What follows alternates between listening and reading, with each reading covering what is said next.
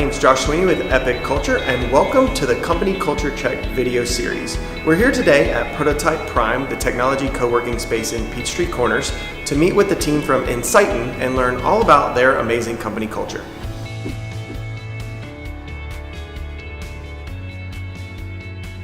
How are you using your company culture and who you are to attract the best talent? We actually we have a great program in place to hire junior developers. It's something we put in place very, very early on. So our philosophy, we try to find developers who have gotten into software development, are very passionate about it, they love it, and they want to continue their education. So we've built a program where we bring people on, we assign them with a mentor, we bring on professional trainers come in 2 days a week, and they work with the developers that we bring in to continue their learning. We have a very strong software development lifecycle where we review every single line of code, 2 people reviewed before it gets into our code base. That's a great feedback mechanism for our more senior resources to train the junior resources. So when we go out and we try to convince people to come to Insite and talk about kind of what we can offer that's very different, we feel it is that kind of continued education. You could come in, we'll continue to build your skill set, we'll work with you to build a kind of a learning roadmap, and we'll give you the experiences and the training that you need to continue that growth.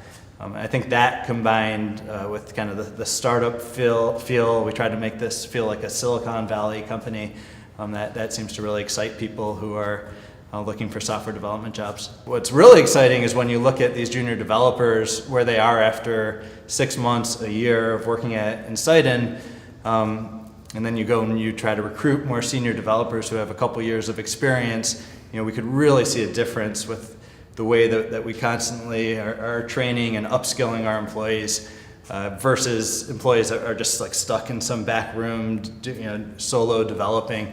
The growth has been just really impressive, and I'm very proud of our developers and how much they've grown.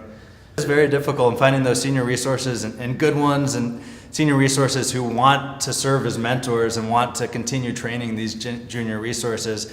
That's challenging. And we found we had to completely change our job description for senior resources. If we were just focused on their technology capabilities, we were getting a lot of great, talented developers, but they really, they kind of had the attitude, I could do it faster, just let me work by myself, it takes longer for me to explain it, let me just build it.